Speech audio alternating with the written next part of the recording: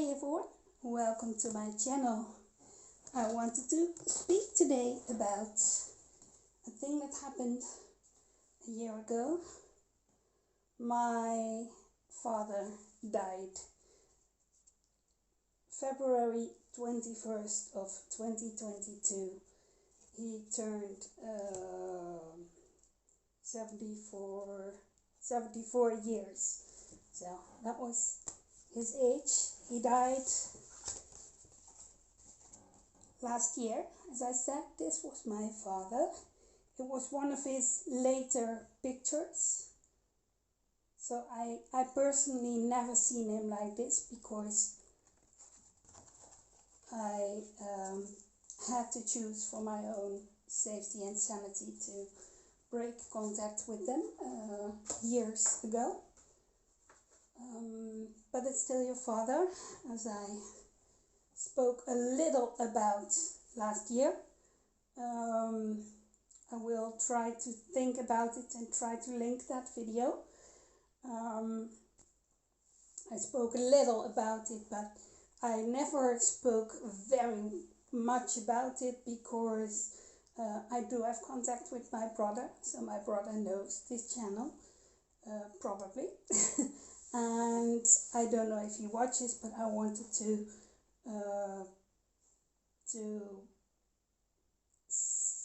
keep him from my thoughts, to give him the time to grieve about our father, because I think we don't have the same experience with our father, and I wish him his grieving time.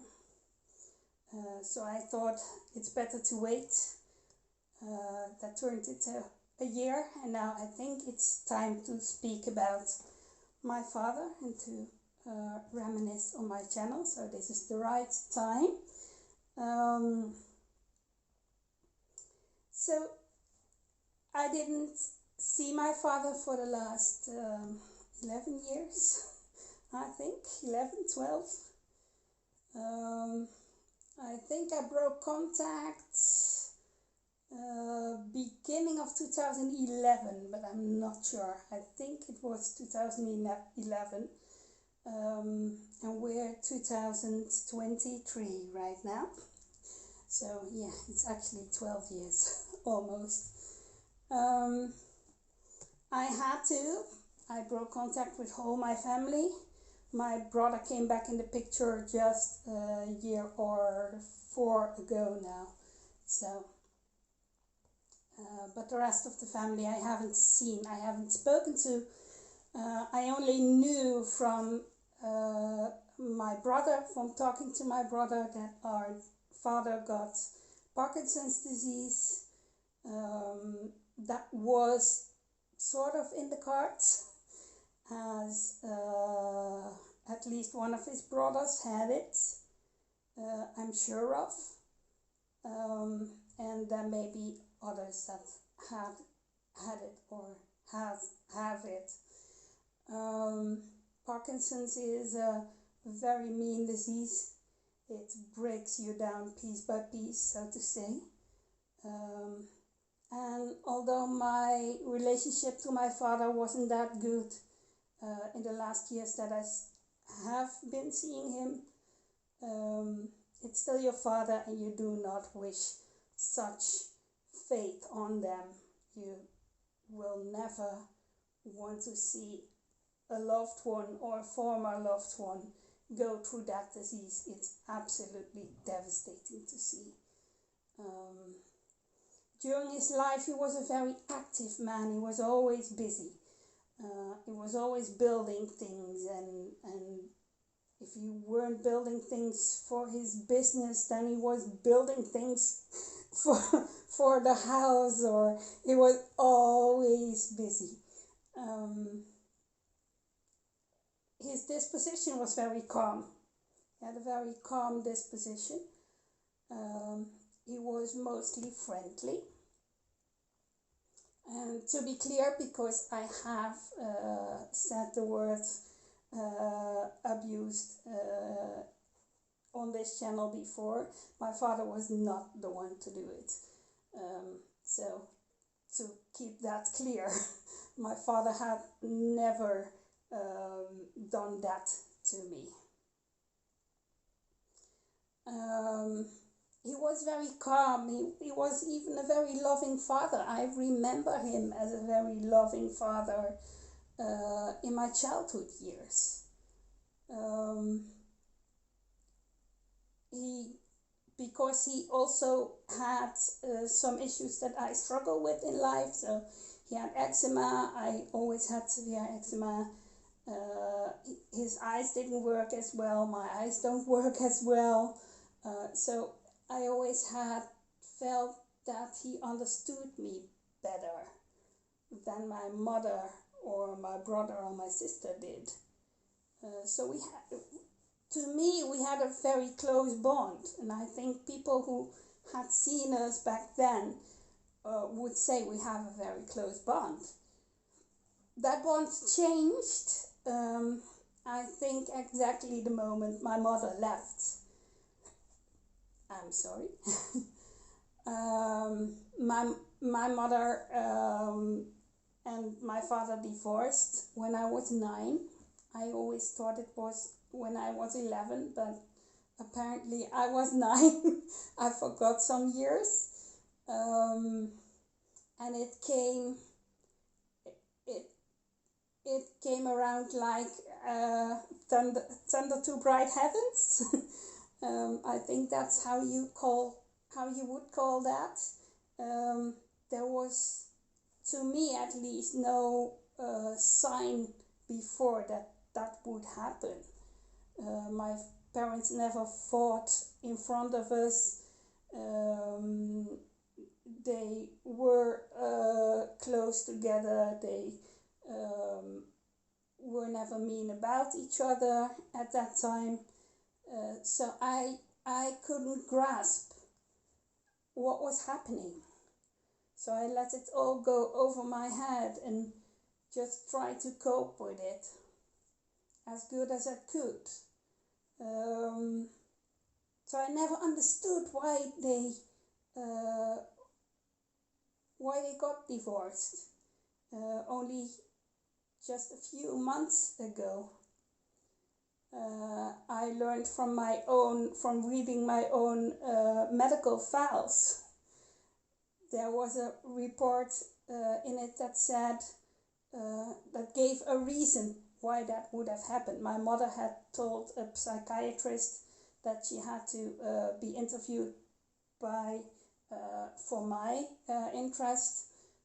She had given a reason that I never got. So now I do understand, but I think I would have understood if they would have spoken to me, but they never spoken to us. But in the moment my mother left, my father started to get depressed almost, and time by time he started to act rude, so to say. He made decisions in that time that weren't correct. He used me for doing house chores, and I was only, this was the age between 12 and 15, so I was used for doing house chores, and of course children do house chores, but I did everything, and I got nothing back from him. I came home, I knew when I came home I had to do groceries, I had to cook, I had to do laundry, I had to iron, I did everything, and that eventually led to the point that I didn't even bring classmates home from school because I knew there wasn't time to sit down with them and hang out. I didn't have a lot of classmates anyway, but the friends I had I rarely took home because I was just busy. And of course, that grew over my head very fast. I started coping by eating a lot, by stealing money. Um, I stole from my father's. He had a little, how do you call that, a piggy bank, and um, he liked to save 5 gulden coins. We had 5 gulden coins, and he saved them. I stole them. I regularly stole them from him to go out to the grocery store and buy the food I needed to cope with my life situation. Um, so I started eating. I grew bigger and bigger. I grew more and more depressed over time, until the time that on school they started noticing that it wasn't going good with me. Um, my teacher in school, she said, hey, if you need someone to talk to, um, I am in the school also the counselor that you can speak confidential with. But we also have someone from social services that comes around each Monday, and you can just walk in their room between those times and you can speak with them. And I had first been thinking of, should I do this and must I do this, and then I eventually got over that threshold and did go to the social service person, and that started off actually my whole life's worth of psychological examinations and help and all that kind of things, until this day. That was the start of that, all that things.